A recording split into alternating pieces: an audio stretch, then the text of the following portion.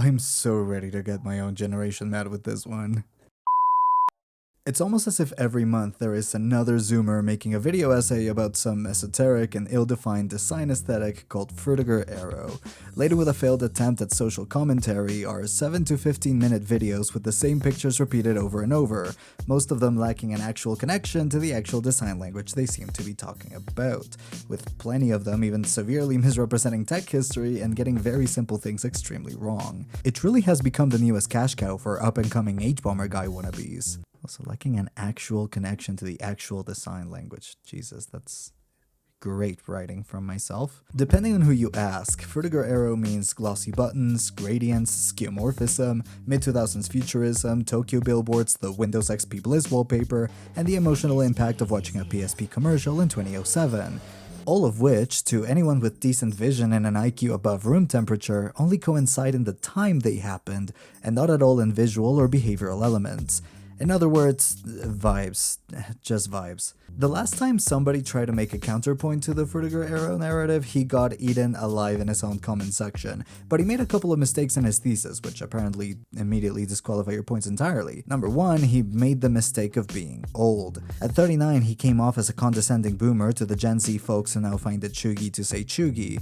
And number 2, he focused more on the nostalgia angle than the actual design, which, to be fair, his content focuses on regularly, so it probably was lost in translation to new viewers. But I'm a 24-year-old Zoomer with an overfixation on design and an allergy to my own generation's propensity to label everything, so I'll give it a go.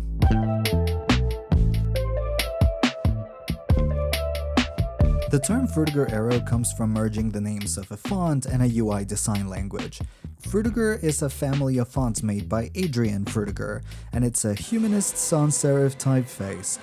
I can bet money most proponents of Frutiger Aero's existence have no idea what any of that means, so for the uninitiated, it just means that it's based on handwritten scripts and it doesn't have those fancy Roman lines at the edges of the letters. I'm sure it must have quite a bit of popularity if it's part of the term, right? Must have been used everywhere. It wasn't. It was used by some universities, some transportation stations, a bank, and the Swiss passport. In fact, the supposed usage of the font family in UI or tech design is almost inexistent. In the 2000s, Apple used Myriad Pro, Microsoft used Sego UI, Nintendo used Continuum.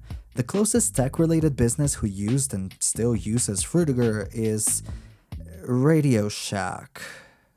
Quite a relevant font if its closest tech relationship is fucking Radio Shack. Which leads me to the more credible half. Aero was a UI design language used by Microsoft in some of its products from 2005 to 2011.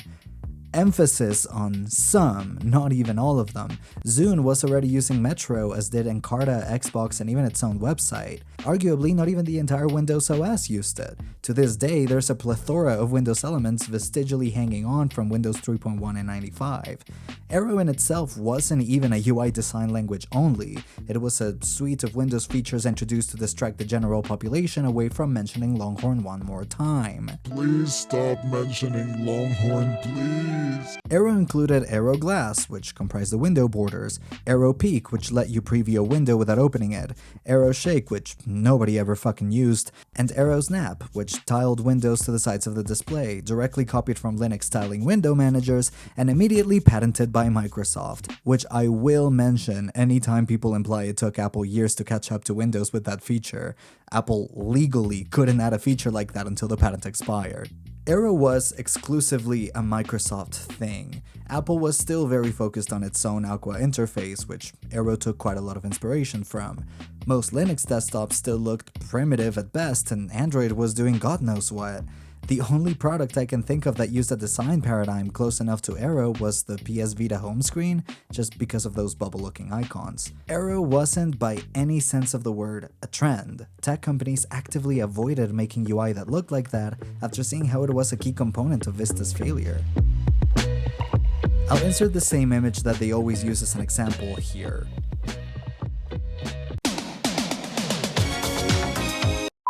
But for real, if you've ever seen any video about Frutiger Aero, you knew exactly which one I meant. And if you haven't, I envy you, but here it is.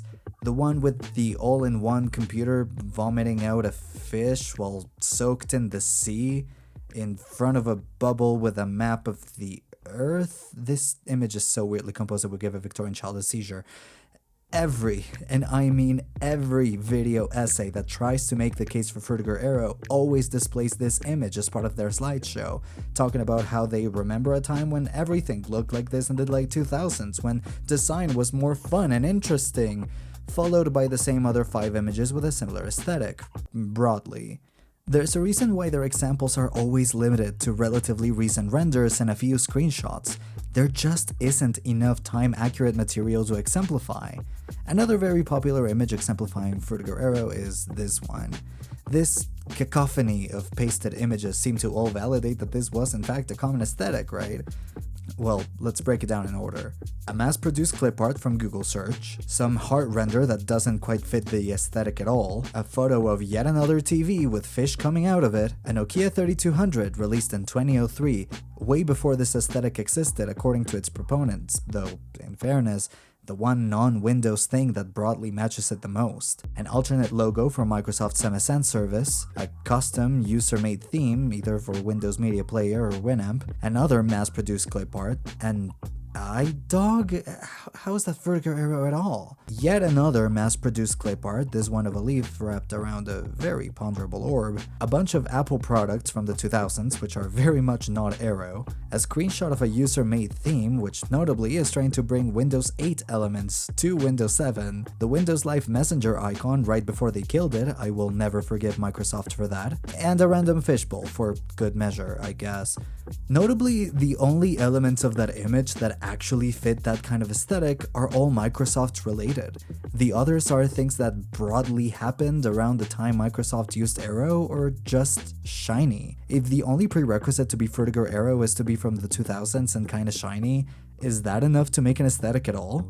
When you look outside of the examples and into the actual design manifestations of the 2000s, the mere idea breaks down even further. Apple's design language at the time, Aqua, was very much different than, though instrumental to the creation of, Aero. It featured metal window chromes and space themes, as seen in the wallpapers and promotional material for OS X from Leopard to Mountain Lion, as well as Time Machine's background.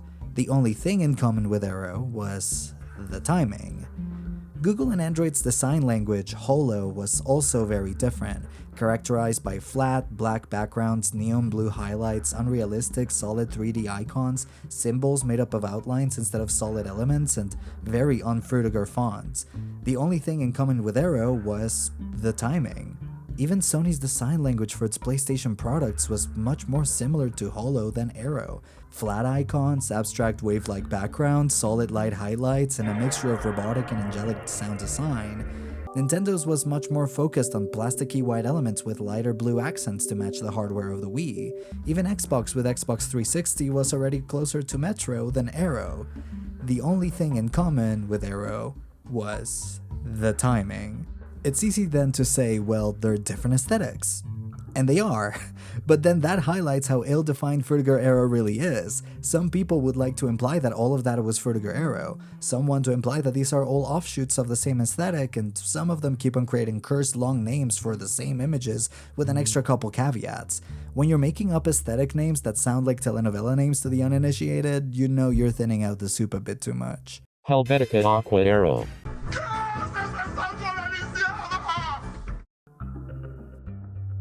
One thing that has always annoyed me about my fellow Zoomers is their over-politicization of everything. Yes, we live in unprecedentedly politicized times, but Zoomers have fallen into the trap of making their politics their identity. When you get to that point, everything you look at is seen through a political lens, which is especially harmful when there really is no politics behind it. It's not infrequent to hear these video essays talk about Frutiger Aero in a social-political context. Ideas like Frutiger Aero represented a view of the future we were robbed from, or Frutiger Aero was misplaced hope that technology would integrate seamlessly with nature instead of destroying it, aren't rare, unfortunately. This is quintessential Zoomer conspiratorial thinking about generational betrayal. I am not sorry to tell you, these are drawings. Realistic-looking computer drawings, but drawings nonetheless. Just drawings. Microsoft made naturalistic graphics to showcase how advanced their newest DirectX APIs were. TV companies made ads with fish and bubbles coming out of their screens to showcase their new HD resolution panels. Graphic designers made images of this kind because graphic tools became more powerful. That's all. It's also ironic that a generation that overwhelmingly believes corporations are the source of all evil is essentially worshipping at the altar of the corporate design they say they despise. It's common for the usual proponents of Frutiger Aero to lament how flat and corporate today's design is. It's uncommon for them to realize that Aero is, by definition, corporate as fuck. Because the most anti-capitalist thing you can do is romanticize a design language made by easily the most monopolistic tech company ever. This isn't a you hate capitalism but you live in capitalism curious kind of argument. This is just design hypocrisy. You can't hate on today's real trends in design for being too corporate while implying that a design language that only one corporation used in two versions of one product is somehow antithetic to that. To me at least, more cringeworthy than attempting to give Frutiger Aero legitimacy by collaging together images that look slightly similar in rendering style is attempting to give Frutiger Aero legitimacy by implying there's some socio-political meaning behind it. There isn't. I'm sorry. I mentioned JJ McCullough's take on Frutiger Aero, and I want to make one thing clear before going on with this. JJ's argument wasn't about design, but about feelings. He implied that the nostalgia around Frutiger Aero was fake. In his own words, that Gen Z's nostalgia was make-believe and trying hard to make nostalgia for it a thing. I refute this idea fully. You can't tell people what they feel and what they don't. Nostalgia for the idea of Frutiger Aero is real, no matter how not real the supposed trend was.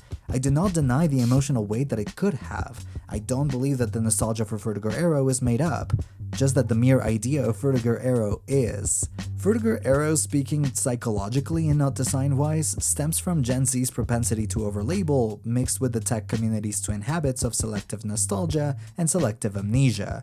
To truly believe in Frutiger Aero, you first have to ignore the diversity in tech design from the 2000s, canonize one single design idea, which as I just showed wasn't very common, as the major design trend of the decade, and then find any similarity to it in any marketing material as proof of its influence. I'm sorry to announce that a couple of hills, a couple fish, and a couple pieces of virtual glass do not an aesthetic make, let alone a trend. Hi, this part's unscripted. I'm editing this now and I wanted to add something. I've been mentioning age and generations and Zoomers a lot because that's a key factor on why this has become the phenomenon that it is. Most of the people talking about Frutiger Aero as this big design trend are about my age or younger, which means that 1, Aero was around throughout our childhoods, and 2, it was the first UI design language that we were old enough to remember consciously. Everything makes sense when you look at it from this lens. If you're about my age, but unlike me, you're not a fucking nerd that loves learning about design history, you just don't have the information and context and history about design necessary to understand how wildly different all major design languages were at this time, despite having the one similarity that was glossy elements. This is why you rarely see a millennial have nostalgia for Frutiger Aero. They grew up seeing a lot more design trends than we did, so they naturally have a better framework of comparison, which means they don't fall for the idea that design from 2005 to 2015 was all a related aesthetic.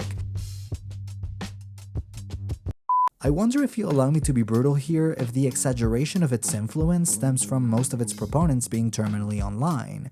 Windows has always been installed in the overwhelming majority of computers, monopolistically so most chronically online Zoomers grew up with Windows Vista and 7. Taking that into consideration, if your childhood was 80% spent in front of a computer and you were one of the 80% of Windows users, I can see how you might subconsciously believe that the Aero aesthetic was more prevalent than it was. If you looked at it every day, multiple hours a day, you might just convince yourself that it's that important.